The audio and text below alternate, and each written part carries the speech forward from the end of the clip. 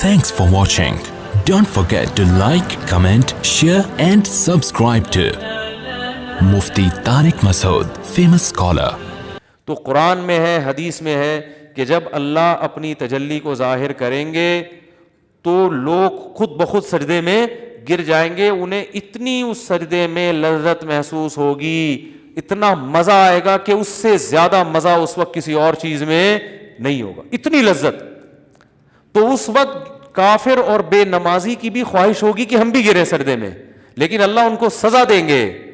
فلا یستطیعون، ان کی کمر تختے کی بنا دی جائے گی اور وہ سجدہ نہیں کر سکیں گے. ان کی خواہش ہوگی کاش ہم بھی کر لیں.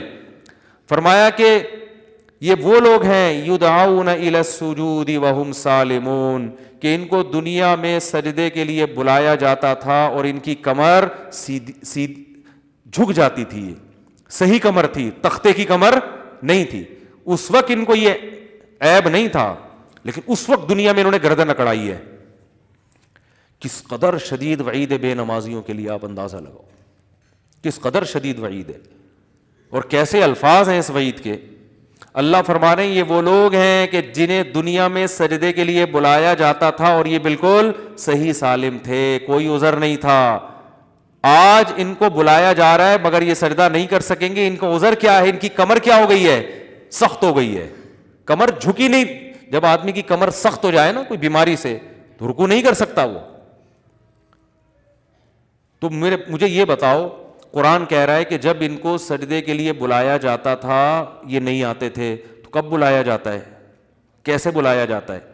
اذان کے ذریعے. اس سے مراد کیا ہے؟ اذان. تو ان آیتوں میں اللہ نے اذان کا بھی تذکرہ کیا ہے. تو یہ جو اذان ہوتی ہے نا 5 ٹائم، اس کو ہلکا نہیں سمجھنا چاہیے. پھر یہ چونکہ الگ ٹاپک شروع ہو رہا ہے، اگر میں نے اس کو چھیڑ دیا تو یہ بہت لمبا ہو جائے گا اور پھر بیان بہت لمبا ہو جائے گا.